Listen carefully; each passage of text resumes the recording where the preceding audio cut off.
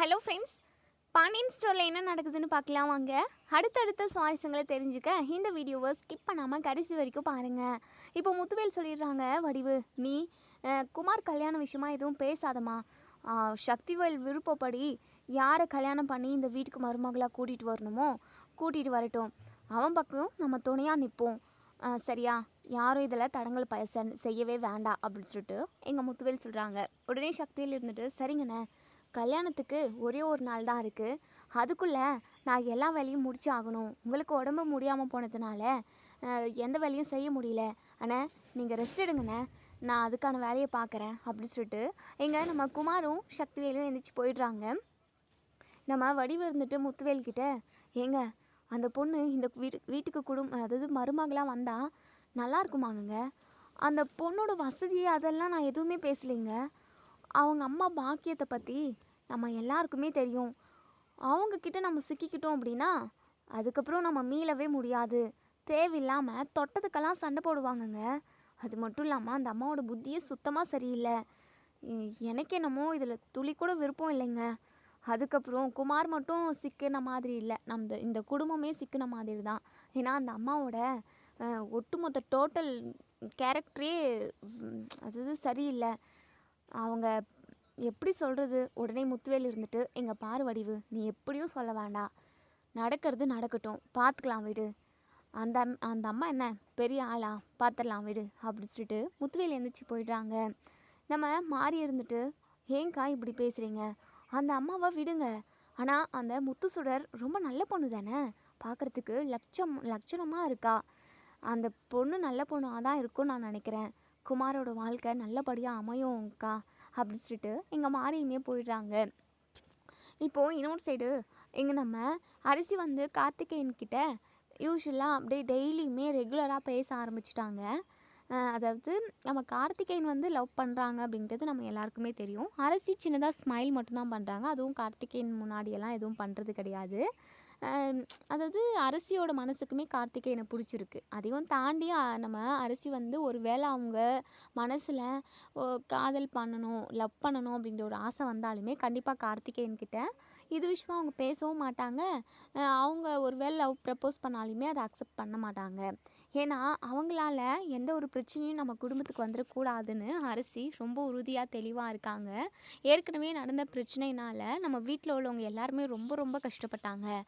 எதுவாக இருந்தாலும் அப்பா அம்மா என்ன முடிவு எடுக்கிறாங்களோ அதுதான்ற மாதிரி தான் இப்போ வரைக்கும் இருக்காங்க. இருந்தாலும் சின்னதாக நம்ம கார்த்திகேயன் மேலே ஒரு அஃபெக்ஷன் வந்துருச்சுன்னு கூட சொல்லலாம். ஸோ ரெகுலராக நம்ம கார்த்திகேயன் இங்கே காலேஜாண்ட பேச வந்துடுறாங்க. நம்ம அரசியுமே அவாய்ட் பண்ணுறது கிடையாது. அதாவது காஃபி குடிக்கிறதுக்காக ஷாப் கூப்பிட்டாலுமே போயிடுறாங்க. ஸோ காஃபி குடிச்சிக்கிட்டே நிறைய விஷயங்கள் பேசுகிறாங்க. ஸோ நம்ம கார்த்திகேயனோட வீட்டு ஆளுங்க எப்படி, அம்மா இம்புட்டு நல்லவங்க, இப்படியெல்லாம் பண்ணுவாங்க, அதெல்லாம் செய்வாங்க, இதெல்லாம் செய்வாங்கன்னு ஒரு பக்கம் கார்த்திகேயன் அவங்க வீட்டில் உள்ள ஒட்டுமொத்த பேரோட கேரக்டரை பற்றி சொல்லிக்கிட்டு இருக்காங்க. நம்ம அரசிக்குமே ரொம்ப பிடிச்சிருது. ஸோ சிரித்து சிரித்து பேசிக்கிட்டு இருக்காங்க. யதார்த்தமாக ஏதோ ஒரு வேலையாக தான் அந்த பக்கம் வந்திருப்பாங்க நம்ம குமார். ஸோ அவங்க ரெண்டு பேருமே சிரித்து சிரித்து பேசிக்கிட்டு இருக்கிறத ஒரு ஃபோட்டோவாக எடுத்துக்கிறாங்க. அதே சமயம் பயங்கரமாக காண்டாகுது. ஆனால் நம்ம குமார் அரசி கல்யாணம் பண்ணிக்கணும் அப்படின்னு ஆசைப்பட்டதெல்லாம் உண்மைதான். ஒரு பக்கம் பழி வாங்குகிற எண்ணம் இருந்தாலுமே மனசளவில் நம்ம அரசி ரொம்ப பிடிச்சிருந்தது குமாருக்கு. அவர் செஞ்ச ஒரு தேவையில்லாத வேலையினால தான் என்னென்னமோ நடந்துருச்சு. யாருமே நம்மளை கல்யாணம் பண்ணிக்க மாட்டாங்கன்ற ஒரு சுச்சுவேஷனால் மட்டும்தான் இப்போது நம்ம சுடரை கல்யாணம் பண்ணிக்கிறதுக்காக கல்யாணம் நடந்தால் போதும்னு சொல்லிட்டு ஓகே சொல்லியிருப்பாங்க குமார். இப்போ அரசி இன்னொரு பையன் கூட பேசுகிறத அவங்களால தாங்கிக்கவே முடியல. உடனே இங்கே அரசிக்கிட்ட போயிட்டு, ஏய் என்னடி இதோ இங்கே நிற்கிறானே, இவங்க கூட அடிக்கடிக்கு நீ பேச ஆரம்பிச்சிட்ட, என்ன லவ் பண்ணுறியா அப்படி சொல்லிட்டு. உடனே கார்த்திகேயன் இருந்துட்டு, ஏங்க உங்களுக்கு என்னதாங்க பிரச்சனை, நாங்கள் சும்மா பார்த்து பேசிக்கிட்டு தான் இருக்கோம். டேய் சும்மா பேசுறதுக்கு நீ யாருடா, இங்கே பாரு, இவ கூடலாம் நீ பேசவே கூடாது, இவ சரியானவ, இவ என்னை லவ் பண்ணி ஏமாத்திட்டா, நானும் இவ்வளோ எப்படியெல்லாம் இருந்தோம் தெரியுமா அப்படி இப்படின்னு என்னமோ தப்பு தப்பாக பேசுகிறாங்க. ஏன்னா கார்த்திகேயன் திரும்பவும் நம்ம அரசிக்கிட்ட பேசக்கூடாதுன்றதுக்காக ஒரு மாதிரி பேசுகிறாங்க. அந்த வார்த்தை எதுவுமே நம்ம அரசிக்கு பிடிக்கவே இல்லை. நம்ம கார்த்திகேயனுமே பயங்கரமாக ஷாக்கிங்கில் பார்க்குறாங்க. நம்ம அரசி இருந்துட்டு, போதும் நிறுத்து பொறுக்கி பையனே, என்ன தேவையில்லாத வேலையை பேச்செல்லாம் பேசிக்கிட்டு இருக்க, நீ நினைக்கிற மாதிரியெல்லாம் நீ இப்போ சொல்லிக்கிட்டு இருக்க மாதிரி எதுவுமே நடக்கவே இல்லை. தேவையில்லாமல் என் மேலே அபாண்டமாக வீண் பழி சுமத்தாத. நான் தான் உன்னை ஏமாத்தினேனா? உன்னை மாதிரி ஒரு கேடு கெட்டவனை எவன் தான் லவ் பண்ணுவா, எவ தான் கல்யாணம் பண்ணிப்பா? 2 குடும்பமும் ஒன்று சேர்ந்து சந்தோஷமாக இருக்கணுன்ற ஒரே ஒரு காரணத்துக்காக தான் உன்னுடைய லவ்வை நான் அக்செப்ட் பண்ணேன். ஆனால் அதனால் நான் பட்ட கஷ்டம் அதிகம். ஏன்டா உனக்கு ஓகே சொன்னோன்னு சொல்லிட்டு நினைக்கிற அளவுக்கு நீ என்னெல்லாம் செய்யணுமோ அது எல்லாத்தையுமே நல்லபடியாக பக்காவாக செஞ்சு முடிச்சிட்ட. அதனால் நானும் என் குடும்பமும் பட்ட கஷ்டம் எல்லாமே போதும். இங்கே பாரு, நான் யார் கூட வேணாலும் பேசுவேன், நீ பேசக்கூடாது அப்படின்னு சொல்லிட்டு கண்டிஷன் போகிறதுக்கு நீ யாருடா எனக்கு? ஒழுங்காக இங்கேருந்து போயிடு, உன் வேலை என்னமோ அதை பாருப்போ அப்படின்னு சொல்லிட்டு அரசி ரொம்பவே தைரியமாக போல்டாக தான் பேசுகிறாங்க. இருந்தாலும் குமாருக்கு அப்படியே பற்றிக்கிட்டு எரியுது. எப்படியாவது இவங்க 2 பேரும் பேச விடக்கூடாது. ஒருவேளை இவங்கள ஒரு 2 பேரும் லவ் பண்ணாங்க அப்படின்னா அந்த லவ் வந்து நீடிக்கவே கூடாது, ஏதாவது குட்டையை குழப்பி விட்டுறணுன்றதுனால தான் எங்கள் குமார் என்னென்னமோ பேசிக்கிட்டு இருக்காங்க. உடனே இங்கே கார்த்திகேயன் இருந்துட்டு, அரசி நீங்கள் வாங்க, இவங்க ஏதாவது சண்டை போடணுன்னே வந்திருக்காங்க போல், நம்ம போகலாம் அப்படின்னு சொல்லிட்டு வண்டியில் உட்கார வச்சுக்கிட்டு இங்கே நம்ம கார்த்திகேயன் வந்து கூட்டிகிட்டு போயிடுறாங்க. இங்கே குமாருக்கு தகன்னு தீயாக எரியுது. அவங்க வயிற்றெல்லாம் பற்றிக்கிட்டு எரியுதுன்னு கூட சொல்லலாம். ச்சே, இந்த அரசி முன்னாடி கல்யாணம் பண்ணி நம்ம சந்தோஷமாக வாழ்கிறத அவள் பார்த்து சாகணும்னு நினச்சா, இவன் என்னடானா நம்மளை சுத்தமாக கண்டுக்காமல் கண்டவங்க கூட பேசிக்கிட்டு ஊரை சுற்றிக்கிட்டு இருக்கா. ஒருவேளை லவ் பண்ணுவாளோ? இல்லை, லவ்வெல்லாம் பண்ண மாட்டா. லவ் பண்ணால் என்னெல்லாம் நடக்கும்ன்றதை நம்ம அவளுக்கு தெரிவிச்சிருக்கும்ல. எந்த ஆம்பளையுமே நம்புறதுக்கு கொஞ்சம் கஷ்டப்படுவா. இருந்தாலும் சந்தேகமாகவே இருக்கே. இல்லை, ஒருவேளை இவங்க 2 பேரும் லவ் பண்ணாலுமே அதை நம்ம அதாவது அது வந்து அப்படியே உடச்சி விட்டுறணும். அவங்க 2 பேரும் லவ் பண்ணவே கூடாது. அதே சமயம் இந்த அரசிக்கு கடைசி வரைக்கும் கல்யாணமே நடக்கக்கூடாது. அரசி பார்த்துக்கிறேன்டி, நீ எப்படி சந்தோஷமாக உன் வாழ்க்கையை நடத்திடுறேன்னு சொல்லிட்டு பார்க்குறேன். எதிர்த்த வீட்டில் தானே இருக்கேன். உன்னை எப்போவுமே சந்தோஷம் இல்லாமல் நிம்மதி இல்லாமல் தவிக்க மட்டும்தான் விடுவேன்டி. நீ சந்தோஷமாக இருக்குன்னு தெரிஞ்சாவே அடுத்த செகண்டே உன் சந்தோஷத்தை கெடுக்கிறதுக்கான ஏதாவது ஒரு முயற்சி நான் பண்ணிக்கிட்டே இருப்பேன் அப்படின்னு சொல்லிட்டு எங்கள் குமார் வந்து மனசுக்குள்ளே நினைக்கிறாங்க. ஸோ குமார் இப்படி மற்றவங்களோட சந்தோஷத்தை அழிக்கணும்னு நினைக்கிறாங்க. அது மிகப்பெரிய தப்பு. அப்படி நினச்சா கண்டிப்பாக அவங்களோட சந்தோஷம்தான் கெடும். ஏன்னா குமாரை பற்றி எதுவுமே நம்ம அரசி வந்து யோசிக்கிறது கிடையாது. அவன் எங்கே இருக்கான், என்ன பண்ணுறான், என்ன எது கெடனா கெட்டு போகட்டும் அப்படின்னு அவங்கள பற்றி நினப்பு கூட கிடையாது நம்ம அரசிக்கு. ஆனால் இங்கே குமார் ஒவ்வொரு நிமிஷமும் அவளோட சந்தோஷத்தை கெடுக்கணும் அப்படின்றதுக்காக யோசிச்சு அவங்களோட சந்தோஷத்தை அவங்களே தான் கெடுத்துக்கிட்டாங்கன்னு சொல்லிட்டு சொல்லலாம். ஸோ தன்வினை தன்னை சுடும் அப்படின்ற மாதிரி தான் அரசி பாட்டுக்கு அவங்க வாழ்க்கையை ஜாலியாக என்ஜாய் தான் பண்ணிக்கிட்டு இருக்காங்க. நல்லா படிக்கிறாங்க. நான் வீட்டில் போனால் அப்பா, அம்மா, அண்ணா, அண்ணி கூடன்னு சந்தோஷமாக இருக்காங்க. அதே சமயம் இப்போ கார்த்திகேயன் கூட சும்மா ஃப்ரெண்ட்ஷிப்பாக பேசிக்கிட்டு இருக்காங்க. இப்படி ஜாலியாக அவங்க லைஃப்பை வந்து என்ஜாய் பண்ணிக்கிட்டு தான் இருக்காங்க. அரசியோட வாழ்க்கை கெடுக்கணும், அவங்களோட சந்தோஷத்தை கெடுக்கணும்னு சொல்லிட்டு எங்கள் குமாரே டென்ஷன் ஆகி அவங்களோட ஹெல்த்தையுமே பாதிக்கப்படும். அதே மாதிரி அவங்களோட அதாவது மைண்டு எல்லாமே ப்ரெஷர் ஆகும். இப்படி அவங்க தான் கஷ்டப்படணுமே தவிர மற்றபடி அரசி எந்த விதத்துலையுமே கஷ்டப்பட மாட்டாங்க. ஸோ அவங்க யாருக்கும் எந்த ஒரு கெடுதலும் நினைக்கல. கெடுதல் நினச்சாங்க அப்படின்னா அது அவங்களவே வந்து சேருன்றது 100க்கு 100 உண்மையான விஷயம்னு கூட சொல்லலாம். ஸோ இப்போது நம்ம கார்த்திகேயன் வண்டியில் போகும்போது அரசி என்ன அரசி அவர் என்னென்னமோ சொல்கிறாரு, உண்மையாகவே நீங்கள் 2 பேரும் லவ் பண்ணீங்களா அப்படின்னு சொல்லிட்டு, ஏங்க அந்த கதையை நான் உங்களுக்கு இப்போ சொல்கிறேங்க அப்படின்னு சொல்லிட்டு நம்ம குமார் வந்து ப்ரப்போஸ் பண்ண விஷயம், அரசி வந்து 2 குடும்பமும் ஒன்று சேரணும். அந்த டைமில் வந்து நம்ம கோமதி வந்து தன்னோட அம்மா கூட பேசணும்னு சொல்லிட்டு ரொம்பவே ஏங்கி தவிப்பாங்க. ஏன்னா 2 குடும்பமும் பேச்சுவார்த்தை கூட கிடையாது. அது மட்டும் இல்லாமல் 2 குடும்பமும் ஒன்று சேர்ந்து சந்தோஷமாக இருக்கணும்னு நிறைய ஆசை. அப்படியெல்லாம் இருந்தாங்க. ஸோ 2 குடும்பம் ஒன்று சேரணுன்றதுக்காக நம்ம அரசி வந்து குடும்பத்தோட சந்தோஷத்துக்காக நம்ம குமாரை வந்து ஓகே சொல்லியிருப்பாங்க. அப்படி நடந்த விஷயம், கல்யாணம் ஏற்பாடு பண்ண விஷயம், அதை நிறுத்தின விஷயம்னு சொல்லிட்டு கடைசி வரைக்கும் ஒட்டுமொத்த விஷயத்தையுமே இங்கே நம்ம கார்த்திகேயன் கிட்ட சொல்கிறாங்க. ஸோ கார்த்திகேயனுக்குமே புரியுது அரசி மேலே எந்த தப்புமே இல்லை. ஒருத்தவங்களுக்கு காதல்ன்றது வரும், அது வந்து கரெக்டாகவே போய் முடியுமா, இல்லை காதல்ன்றது கல்யாணம் வரைக்கும் போய் முடியுமான்னு யாருமே சொல்ல முடியாது இல்லையா. ஸோ ஒருத்தருக்கு கல்யாணம் அதாவது லவ் பண்ணவங்களவே கல்யாணம் பண்ணிக்கிறாங்க. ஸோ அது ஃபெயிலியர் ஆகி வீட்டில் பார்க்குறவங்களையும் கல்யாணம் பண்ணிக்கிறாங்க. இப்படி ஒவ்வொருத்தரோட வாழ்க்கையில் என்னென்னமோ மாற்றங்கள் நடக்கும் சூழ்நிலை காரணமாக. ஸோ அரசியோட மனசு ரொம்ப நல்ல மனசு அப்படின்றது அதை வந்து தெளிவாக நம்ம கார்த்திகேயன் வந்து புரிஞ்சுக்கிறாங்க. சரிங்க, நடந்ததை பற்றியெல்லாம் யோசித்து நீ எதுவும் ஒரி பண்ணிக்காதீங்க, ஹாப்பியாக இருங்க, ஃப்ரீயாக விடுங்க அப்படின்னு சொல்லிட்டு நம்ம கார்த்திகேயன் வந்து அவங்களுக்கு வந்து ஒரு ஆறுதல் சொல்கிறாங்க. ஸோ அந்த விஷயம் நம்ம அரசிக்கு ரொம்ப ரொம்ப பிடிச்சிருக்கு. ஸோ இன்னொரு சைடு எங்கள் பாக்கியத்துக்கு முத்துவேலுக்கு உடம்பு முடியல அப்படிங்கிற விஷயம் தெரிய வருது. எங்கே அவருக்கு உடம்பு முடியல அப்படின்றதுக்காக கல்யாணத்தை நிப்பாட்டிடுவாங்களோ இல்லை தள்ளி வச்சுருவாங்களோன்ற ஒரு பயம் பதட்டம். எப்படியாவது சுடரை அந்த வீட்டுக்கு நம்ம மருமகளாக ஆக்கி கொடுத்துட்டோம் அப்படின்னா நம்மளோட கஷ்டம் நஷ்டம் எல்லாமே முடிஞ்சு போயிடும். அதுக்கப்புறம் சுடரோட வாழ்க்கையும் நல்லபடியாக அமைஞ்சிடும்.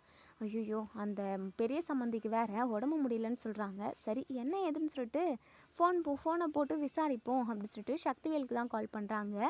ஸோ சக்திவேலுமே சொல்லுங்கள் சம்மந்தி அப்படின்னு சொல்லிட்டு, இல்லை சம்மந்தி ஐயா, இது உங்கள் அண்ணனுக்கு உடம்பு முடியலன்னு சொல்லிட்டு நான் கேள்விப்பட்டேன். இப்போ எப்படி இருக்காங்க, நல்லா இருக்காங்களா அப்படின்னு சொல்லி கேட்குறாங்க.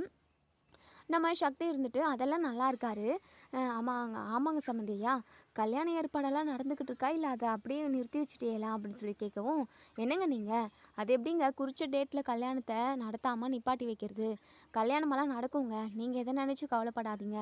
ஏங்க நீங்களும் ரெடியாக இருங்க. உங்கள் ஏதோ தெரிஞ்சவங்க சொந்த பந்தவங்களுக்கு யார் யாரை கூப்பிடணும்னு நினைக்கிறவங்களோ நீங்கள் கூப்பிட்ருங்க. நாங்களுமே பத்திரிக்கை வச்சுக்கிட்டு தான் அலைஞ்சிக்கிட்டு இருக்கோம். எங்கள் வேலையெல்லாம் அப்படியே சுறுசுறுப்பாக நடந்துக்கிட்டு தாங்க இருக்குது. நீங்கள் கல்யாணம் நின்றுன்னு சொல்லிட்டு அது இது நினச்சிக்கிட்டு நீங்கள் ரெடியாகாமல் இருந்துட போகிறீங்க. உங்களோட என்ன வேலையோ அது எல்லாமே நீங்கள் செஞ்சு முடிச்சுருங்க அப்படின்னு சொல்கிறாங்க. ஸோ இப்போ தான் பாக்கியத்துக்கு ரொம்ப சந்தோஷமாக இருக்குது. இப்போ பாக்கியம் இருந்துட்டு, சரிங்க சம்மந்தியா, சம்மந்தியா உங்ககிட்ட ஒரு முக்கியமான விஷயம் கேட்கணும். சொல்லுங்கள் சம்மந்தியம்மா. இல்லை சம்மந்தியா, சொந்த பந்தங்களை எல்லாரையும் கூப்பிடணும். அது மட்டும் இல்லாமல் பொண்ணுக்கு கல்யாணம் அப்படின்னா ஏதோ சின்னதாக வீட்டுக்கு மேலே தோரணை அது இதுன்னு லைட்டு வெளிச்சமெல்லாம் போடுறதுக்கு லைட்டு செட்டிங்கெல்லாம் போடுறதுக்கு கொஞ்சம் பணம் தேவைப்படுது. அது மட்டும் இல்லாமல் எனக்கு சுடருக்கு, அதுக்கப்புறம் மயிலுக்கு, என் புருஷனுக்குன்னு துணிமணி எடுத்துக்கிட்டோம் கல்யாணத்துக்கு. அதுக்கு ஒரு ஒரு ஒரு 5 லட்சம் மட்டும் கொடுக்க முடியுமா சம்மந்தியா அப்படின்னு சொல்லிட்டு தயங்கிக்கிட்டே கேட்குறாங்க. உடனே இங்கே நம்ம சக்திவேல் இருந்துட்டு, என்ன சம்மந்தியம்மா இதுக்கு போய் நீங்கள் தயங்குவீங்களா? கல்யாணத்துக்கு தானே எல்லாம் சீரும் சிறப்புமாக நடக்கணும். உங்கள் வீட்டை அழகாக லைட்டால் செட் பண்ணி ஜொலிக்க வச்சுடுங்க. அதுக்கான எல்லா பணமும் நான் உங்களுக்கு கொடுக்குறேன். உங்களுக்கு எம்புட்டு 1,00,000 ரூபாயில் புடவை வேணும்னா கூட நீங்கள் எடுத்துக்கோங்க, தாராளமாக நான் கொடுத்து விட்றேன். என்ன 5 லட்சம் என்ன 10 லட்சம் உங்களுக்கு நான் கொடுக்குறேன் எங்கள் சம்மந்தியம்மா. நீங்கள் கிளம்பி வீட்டுக்கு வராதீங்க, கோவிலுக்கு வந்துடுங்க. நான் இப்போ ஒரு 1/2 ஹவரில் வந்து உங்களுக்கு அந்த பணத்தை கொடுத்துட்டு வந்துடுறேன். நீங்கள் என்னெல்லாம் வேணுமோ எல்லாமே ரெடி பண்ணிக்கோங்க. பொண்ணுக்கு மேக்கப் செட்டுன்னு எல்லாமே செட்லாம் வாங்கிக்கோங்க. அது மட்டும் இல்லாமல் முடிஞ்சால் அதில் ஏதோ கொஞ்சம் நஞ்சம் காசு மீந்தா 1 பவுனோ 2 பவுனோ எடுத்துகிட்டு வந்துடுங்க சம்மந்தியம்மா. யாருக்கு சம்மந்தியா? இல்லை சம்மந்தியம்மா, உங்கள் சைட்லேருந்து நீங்கள் மாப்பிள்ளைக்கு ஒரு சின்னதாக 1 கிராமில் போட்டாலுமே அது ஒரு பெருமையாக தானே இருக்கும். அதான் நான் கொடுத்ததா யாருக்கும் சொல்லாதீங்க. நீங்கள் ஒரு பவுனில் மட்டும் எடுத்துகிட்டு வந்துடுங்க போதும் அப்படின்னு சொல்லிட்டு. என்ன சம்மந்தியா இம்புட்டு பணம் கொடுக்குறீங்க? நாங்கள் துணியெல்லாம் எடுத்துக்கிட்டு எம்புட்டோ பணம் மீறும், அதில் நாங்கள் எடுத்துகிட்டு வந்துடுறோம் சம்மந்தியா. சரிங்க சம்மந்தியா, நான் ஃபோனை வச்சிருவா, நீங்கள் காசை கொடுத்து விடுங்க, நான் என் புருஷனை கோயிலாண்ட அனுப்புகிறேன் அப்படின்னு சொல்லிட்டு. சரிங்க சம்மந்தியம்மா அப்படின்னு சொல்லிட்டு ஃபோனை வச்சுட்றாங்க. இப்போங்க பாக்கியம் அப்படியே ரெக்கை கட்டி வானத்தில் பறந்துக்கிட்டு இருக்காங்க. அம்புட்டு சந்தோஷமாக இருக்கா அவங்களுக்கு. அப்பாடி, எப்படியோ 5 லட்சம் கேட்டோம், அதுவே பெரிய பாசுன்னு நினச்சோம். ஆனால் சம்மந்தி ஐயா டபுளாக நமக்கு கொடுக்க போகிறாரு. அப்பா, இப்படி ஒரு சம்மந்தி கிடைக்கிறதுக்கு தான் நம்ம கொடுத்து வச்சுருக்கணும். போயும் அந்த பாண்டியன் பரதேசி குடும்பத்தில் பெரிய பொண்ணை கொடுத்து பொண்ணோட வாழ்க்கையும் போச்சு, நம்மளோட நிம்மதியும் போச்சு. ச்சே, குடும்பமா அது? குடும்பம்னா இப்படி இருக்கணும். தேவைன்றப்ப கேட்குறத தாண்டி அதிகமாக கொடுக்குற சம்மந்தி தான் நமக்கு வேணும் அப்படி சொல்லிட்டு எங்கள் பாக்கியம் வந்து மனசுக்குள்ளேயே நினச்சி அவ்வளோ ஒரு பயங்கர ஹாப்பியாக இருக்காங்க. ஏன்னா 10 ரூபானா கூட சம்பாதிக்கிறது எம்புட்டு கஷ்டம். 10 லட்சம் சும்மாவா? வருஷம் கணக்கில், ஏன் இந்த வாழ்க்கை ஜென்மம் ஃபுல்லாக என் புருஷன் மாணிக்கம் சம்பாதிச்சிருந்தா கூட இம்புட்டு பணத்தை சம்பாதிச்சிருக்க மாட்டாங்க.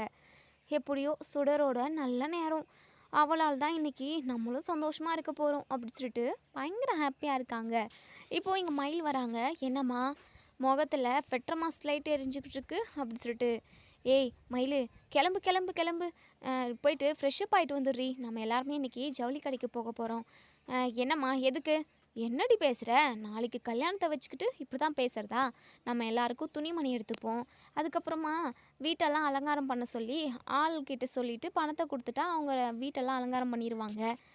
நம்ம போயிட்டு துணிமணி நகை நட்டுன்னு வேணுன்றதெல்லாம் எடுத்துக்கலாம்டி. அதுக்கெல்லாம் காசு ரெடி பண்ணியாம்மா?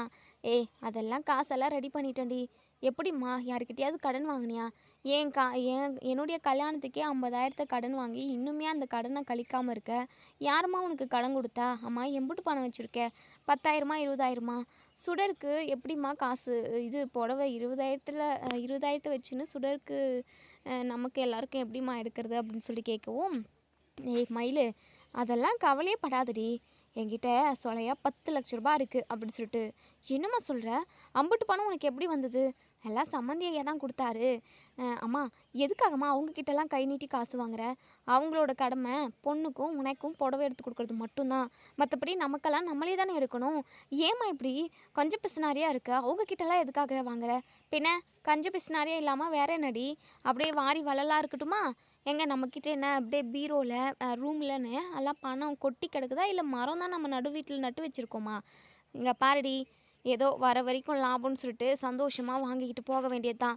சும்மா இது பேசிக்கிட்டு இருக்காத, போய் ரெடியாகி போவா அப்படின்னு சொல்லிட்டு சொல்கிறாங்க. மயில் இருந்துட்டு, இங்கே பாரும்மா, என்கிட்ட இருக்கிற புடவையே போதும், நான் இருக்கிற புடவையவே கட்டிக்கிறேன், உங்களுக்கு என்ன வேணுமோ நீங்கள் எடுத்துகிட்டு வாங்க, எனக்கு வரத்தில் விருப்பம் இல்லை அப்படின்னு சொல்லி சொல்கிறாங்க. ஏய் மயில், என்னடி நீ, ஒரு தங்கச்சியோட கல்யாணம் நடக்க போகுது, அதுக்கு நீ இப்படி தான் பேசுவியா? ஒரு தங்கச்சிக்கு துணிமணி எடுக்க போகிறோம், கூட மாட வரமாட்டியா மயில்?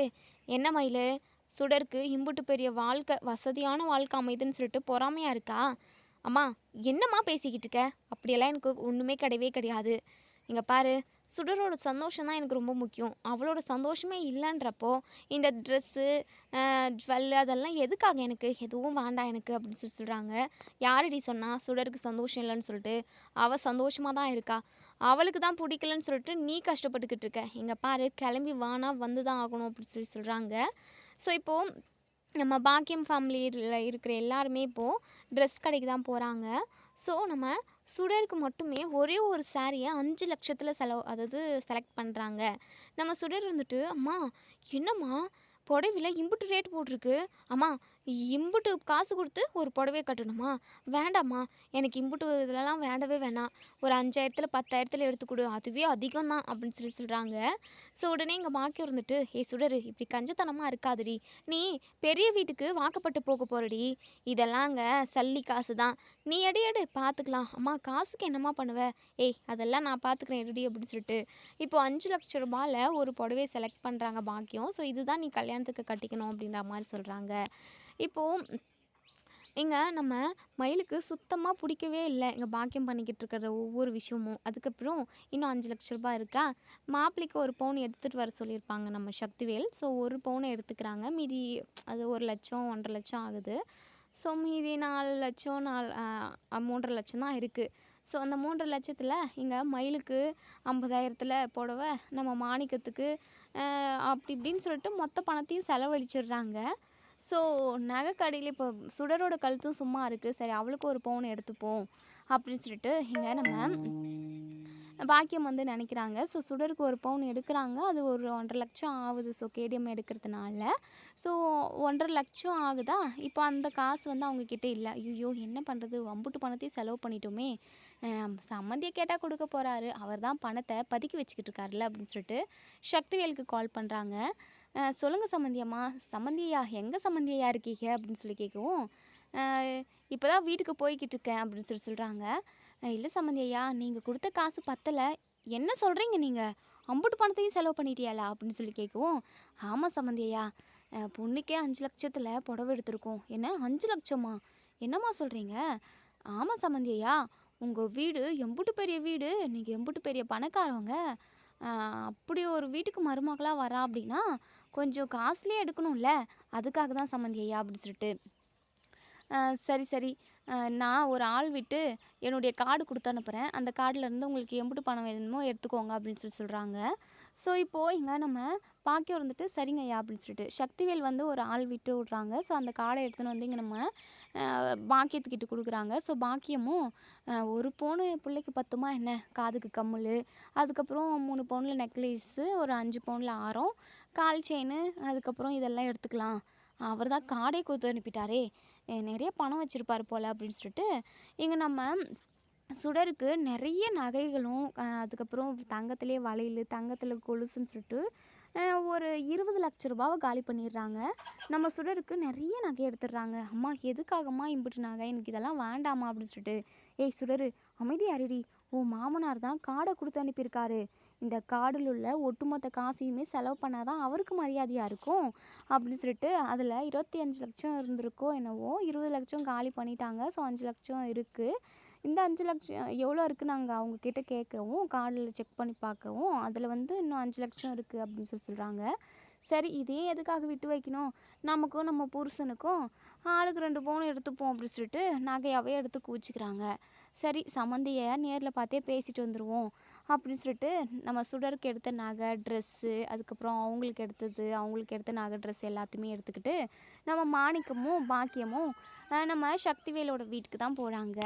இப்போது நம்ம பாக்கியம் சக்திவேல்கிட்ட அந்த கார்டை கொடுக்குறாங்க. ஸோ கார்டில் அது மட்டும் இல்லாமல் மெசேஜ் எல்லாம் வந்திருக்குமா. ஸோ மெசேஜ் எல்லாம் அப்போ தான் பார்க்குறாங்க. கார்டில் உள்ள ஒட்டுமொத்த பணமும் காலி அப்படின்னு சொல்லிட்டு பயங்கரமாக ஷாக் ஆகுறாங்க. நம்ம பாக்கியம் சம்மந்தியா, நாங்கள் மனசார எல்லாமே நிறைய செலவு பண்ணுவோம். அது மட்டும் இல்லாமல் உங்கள் வீட்டு மருமகளுக்கு எம்புட்டு நகை எடுத்துருக்கோம் பாருங்கள் சம்மந்தியா அப்படின்னு சொல்லிட்டு காட்டுறாங்க. பயங்கரமாக டென்ஷன் ஆகுறாங்க முத்துவேல், நம்ம அப்பத்தான்னு. வீட்டில் உள்ள ஒட்டுமொத்த பேருமே பயங்கரமாக ஷாக் ஆகுறாங்க. 35 லட்சம், அதுக்கு மேலேயே நினைக்கிற 10 லட்சம் ஸ்டார்டிங், அதுக்கப்புறம் ஒரு 25 லட்சம்னு இப்படி நிறைய லட்சமாக எல்லாத்தையுமே செலவு பண்ணிட்டு இருக்கிறாங்க. நம்ம சக்திவேலுக்கு பயங்கரமாக கோவம் வருது. ஏம்மா நீலாம் பொம்பளையே என்னம்மா, உச்சி உன்ன மாதிரி ஒரு ஆளை எங்கேயுமே பார்த்ததில்ல அப்படி சொல்லிட்டு பயங்கரமாக திட்டுறாங்க. உடனே நம்ம அப்போத்தான் சக்தி, இந்த பொம்பளையெல்லாம் நமக்கு குடும்பத்துக்கு சரிப்பட்டு வராது. இந்த பொம்பளை நம்ம குடும்பத்துக்கு சம்மந்தியாக வந்துச்சு அப்படின்னா கண்டிப்பாக குமாரோட வாழ்க்கை எல்லாரோட வாழ்க்கையும் நாஸ்தியாகும். அது மட்டும் இல்லாமல் நம்ம ரூபா கூட இல்லாமல், சாப்பாட்டுக்கு வழி இல்லாமல் நடுத்தெருவில் தான் நிற்கணும். இந்த அம்மா மாதிரி நம்ம கடன்காரங்களுக்கு வட்டி கட்டிக்கிட்டு தான் இருக்கணும். இங்கே பாரு சக்தி, அந்த பொண்ணும் சரி இந்த குடும்பமும் சரி நம்ம குடும்பத்துக்கு செட் ஆகாது. குமாருக்கு ஒரு நல்ல பொண்ணை பார்த்து நம்ம கல்யாணம் பண்ணி வைப்போம். இந்த கல்யாணத்தை இப்போவே நிறுத்திடு சக்தி, நம்ம இழந்ததெல்லாம் போதும். என்னடா இது, என்னடா யார்டா இவ, எம்புட்டு பணம் 35 லட்சத்துக்கு மேலே செலவு பண்ணி வச்சுருக்காளே. அது மட்டும் இல்லாமல் நீ காடை இவங்ககிட்ட கொடுத்து அனுப்புவ, எம்புட்டு வேணுன்றதெல்லாம் எடுத்து வச்சுருக்காங்க. 5 லட்சத்துக்கு இது வரைக்கும் நம்ம குடும்பத்தில் உள்ள யாருமே புடவை எடுத்துக்கினது கிடையாது. ஆனால் இந்த பொம்பளைக்கு பார்த்தியா, ஒரு ரூபா அதாவது கஷ்டப்பட்டு சம்பாதிக்கிறன்றது எவ்வளோ பெரிய விஷயம். ஆனால் அது மட்டும் இல்லாமல் இந்த குடும்பமே காசுக்கு கஷ்டப்படுற குடும்பம் தானே. அப்படி இருந்தும் பணத்தோட அருமை என்னன்னு தெரியாமல் போயிடுச்சு இந்த பொம்பளைக்கு. எங்கள் பாடுற சக்தி, 35 லட்சம் சம்பாதிக்கிறதுன்றது நம்ம குடும்பத்துக்கே எப்படியும் ஒரு 4 வருஷமாச்சும் ஆகும். அப்படி கஷ்டப்படுறோம் குடோன் அங்கே இங்கேன்னு சொல்லிட்டு. முத்து நாயாக உழைச்சிருக்காண்டா பாவம், அவன் கஷ்டப்பட்டு சம்பாதிச்ச பணத்தை எல்லாத்தையுமே இப்படி கஷ்டப்படாமல் சும்மா ஓசியில் செலவு பண்ணுறதுக்கு இவங்களுக்கு கொடுத்து அனுப்பியிருக்கேடா, உனக்கு கொஞ்சமாவது புத்தி அறிவு இருக்காடா அப்படின்னு சொல்லிட்டு. உடனே பாக்கியம் என்னம்மா பேசிக்கிட்டு இருக்கீங்க, இந்த வீட்டுக்கு என் பொண்ணு மருமகளாக வாழ போகிறா, என் பொண்ணுக்கு இல்லாததான் என்னங்க நீங்கள் உங்கள் மனசில் என்ன நினச்சிக்கிட்டு இருக்கீங்க.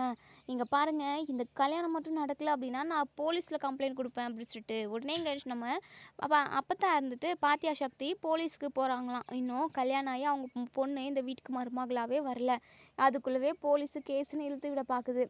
இங்கே பாருடா, இது என்னமோ எனக்கு சரிப்பட்டு வரும்னு தோணலை. அதுக்கப்புறம் உன் இஷ்டம் சக்தி. இங்கே பாரு சக்தி, குடும்பத்தை ரெண்டாக்கி சுக்குநூறாக்கி எல்லாரையும் அங்கங்கே ஒரு மூலையில் கிடக்க வச்சுட்டு ஒட்டுமொத்த பணத்தை மட்டும் சொருட்டிட்டு போகிறதுக்காக மட்டும் வந்த ஆள் தான் இந்த பாக்கியம். இந்த பாக்கியத்தோட புத்தி என்னன்னு சொல்லிட்டு நமக்கு எல்லாருக்குமே தெரியும். வேண்டாயா சக்தி, இந்த குடும்பம் நமக்கு வேண்டவே வேண்டாயா அப்படின்னு சொல்லிட்டு இங்கே நம்ம அப்போ தான் சொல்கிறாங்க. நம்ம சக்திக்குமே அப்படி தான் தோணுது. குமார் வந்ததுமே, என்னப்பா எனக்கு மெசேஜ் வந்திருந்தது 35 லட்சத்துக்கு என்னப்பா எனக்கு ஒரே நாளில் செலவு பண்ணீங்க அப்படின்னு சொல்லி கேட்கவும், நம்ம அப்போத்தான் சொல்கிறாங்க எல்லா விஷயத்தையுமே. குமாருக்கே பயங்கர அதிர்ச்சியாக இருக்குது. என்னங்க நீங்கள் இம்புட்டு பணத்தை செலவு பண்ணியிருக்கீங்க, எல்லாம் உங்கள் பொண்டாட்டிக்காக தானே செலவு பண்ணோம் அப்படின்னு சொல்லிட்டு பாக்கியம் இங்கே நம்ம குமார்கிட்ட சொல்கிறாங்க. உடனே சக்தியில் போதும் நிறுத்துங்கம்மா, இதுக்கப்புறம் பொண்டாட்டி மருமகன்ற உறவே வேண்டாம், இந்த கல்யாணமும் இனிமேல் நடக்காது, ஒழுங்காக வீட்டை விட்டு வெளியே போயிடுங்க அப்படின்னு சொல்லிட்டு எங்கள் நம்ம சக்திவேல் சொல்கிறாங்க. ஸோ இதை கேட்ட பாக்கியம் ஓஹோ, இந்த பாக்கியத்தை யார் நினச்சிக்கிட்டீங்க, இந்த பாக்கியம் வேற மாதிரி. என் பொண்ணுக்கும் உங்கள் பையன் குமாருக்கும் நிச்சயம் பண்ணிங்கள, நிச்சயம் பண்ண மாதிரி நாள் குறித்த மாதிரியே கல்யாணம் சொன்ன டேட்டில் நடந்தே ஆகணும். அப்படி நடக்கல அப்படின்னா இங்கே என்னெல்லாம் போகமும் வெடிக்கும்னு சொல்லிட்டு யாருக்கும் தெரியாது அப்படி சொல்லிட்டு பாக்கியம் அவங்களோட சுயரூபத்தை காட்டுறாங்க. ஸோ சக்திவேலையே மிரண்டு போகிற அளவுக்கு தான் ஸோ இப்போது முத்து இருந்துட்டு பாரும்மா நீ என்ன செய்றியோ செஞ்சுக்கோ, குறித்த டேட்டில் கல்யாணம் நடக்காது, உங்களுக்கும் எங்களுக்கும் எந்த சம்மந்தமும் கிடையாது, ஒழுங்காக வீட்டை விட்டு வெளியே போயிடுங்க, இல்லை நடக்கிறதே வேறு அப்படின்னு சொல்லிட்டு முத்துவேல் ஒரே ஒரு வார்த்தை தான் சொல்கிறாங்க. என்னங்க குடும்பமாக சேர்ந்து மிரட்டுறீங்களா? நான் யாருன்றதை காட்டுறேன், என் பொண்ணுக்கும் குமாருக்கும் குறித்த டேட்டில் கல்யாணத்தை நடத்தி காட்டுறேன், மகளிரில் போயிட்டு இப்போவே நான் கேஸை போடுறேன் அப்படின்னு சொல்லிட்டு பாக்கியம் கோவமாக போகிறாங்க. நம்ம அப்போ இருந்துட்டு டே சக்தி இப்படி போய் அந்த பொம்பளைக்கிட்ட மாட்டிக்கிட்டியடா, அந்த பொம்பளை சரியான பஜாரிடா, எம்புட்டு பணத்தை செலவு பண்ணிவிட்டு எம்புட்டு தைரியமாக பேசுது பாருடா அப்படின்னு சொல்லிட்டு நம்ம அப்போ தான் சொல்லிக்கிட்டு இருக்காங்க. ஸோ இனி